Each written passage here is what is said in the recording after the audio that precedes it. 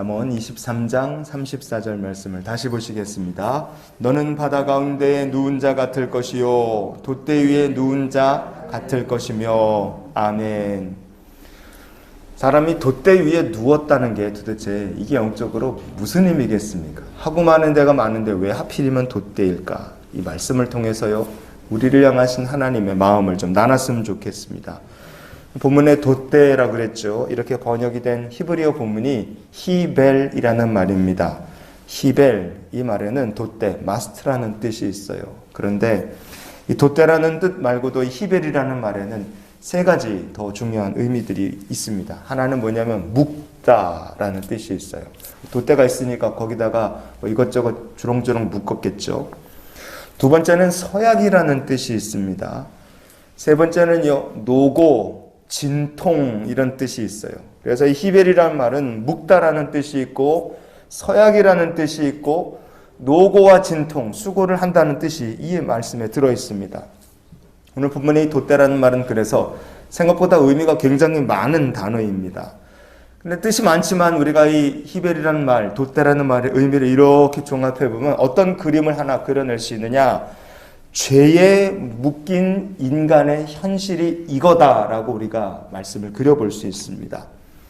창세기 말씀을 보면 하나님께서 에덴 동산에서 아담과 하와를 쫓아냈을 때 이런 말씀을 하십니다. 창세기 3장 16절 말씀을 같이 보시겠습니다.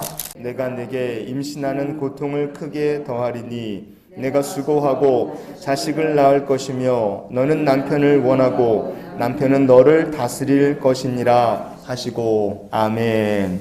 하나님께서 죄로 인해서 타락한 하와에게는 임신의 고통을 크게 더하신다, 수고하여 자식을 낳을 것이다, 이렇게 하나님께서 수고를 더하셨고요, 이런 하나님의 말씀에 묶인 인생이 되게 하셨습니다. 그러면 아담에게는 하나님께서 뭐라고 하셨느냐?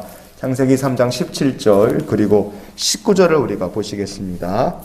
너는 평생에 수고하여야 그 소산을 먹으리라.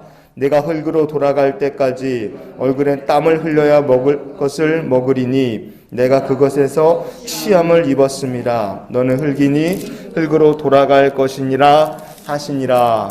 죄로 인해 타락한 인간은요, 아담이든 하와든 그의 후손된 우리들이든 똑같습니다. 타락한 인간은 죽을 때까지 노고와 진통과 서약에 묶인 인생을 살 수밖에 없습니다.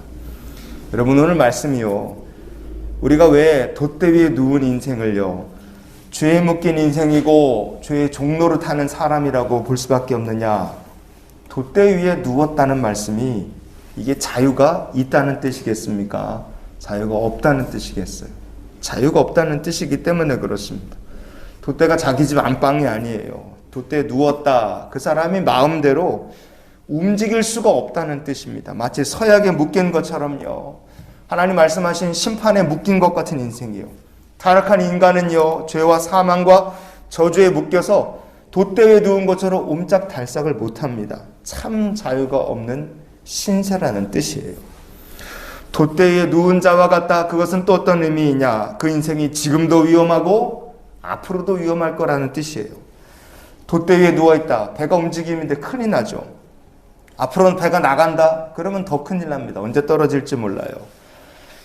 돛대 위에 누워있다, 죄에 묶인 인생, 죄 가운데 누워있는 인생은요, 그를 기다리고 있는 목적지가 어디냐? 구원의 포구가 아닙니다.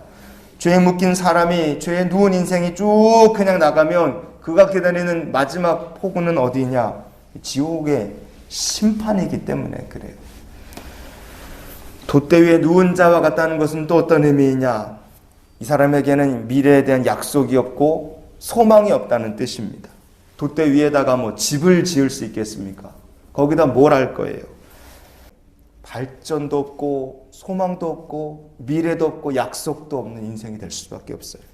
하지만 우리가 반석에 누운 인생이라고 한번 생각해 보십시오. 반석 위에서는요, 마음껏 뒹굴어도 괜찮습니다.